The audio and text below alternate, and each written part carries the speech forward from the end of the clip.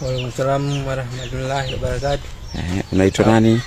Majina naitwa Sheikh Biliati Afati Biliati. Umetokea wapi?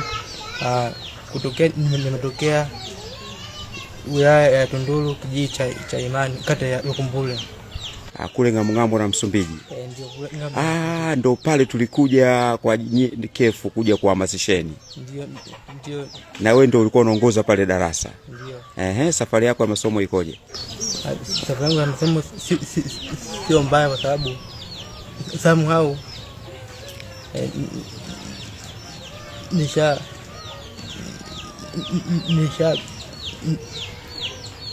baada ya kutoka kule ulienda sekondari wapi?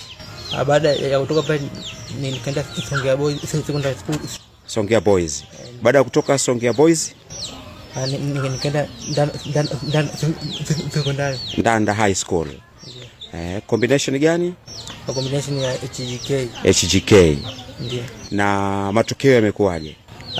Kwa matokeo nimepata division 1 ya point 3. Hongera sana. 1 ya point 3. Asante. Na nasikia umekuwa Tanzania 1. Ndio. Mungu amebariki nishakuwa Tanzania 1. Kutoka kando ngambo ya Msumbiji, kuhamasishwa na kefu, leo Tanzania 1. Combination ya HGK. Bado unaendelea kufanya ibada?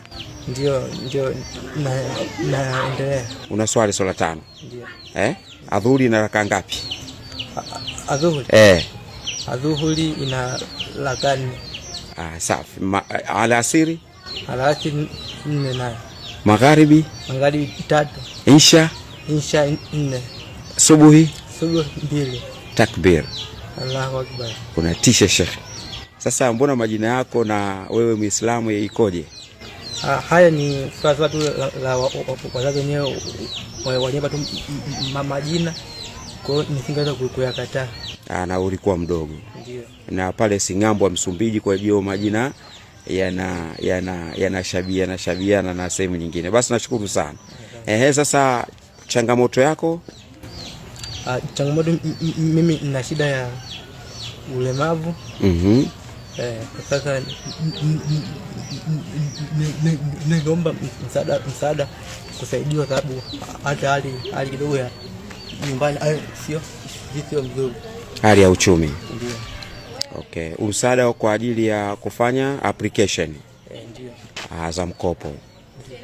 Basi sawa, sisi tunakushukuru sana shekhe wetu. Wewe kwanza tunakupa hongera kubwa kwa sababu tumekuja kukuhamasisha, kaza moyo, imani, lakini ukaenda Boys, lakini pia umeenda Advance Ndanda, na leo umekuwa Tanzania 1. Hongera sana.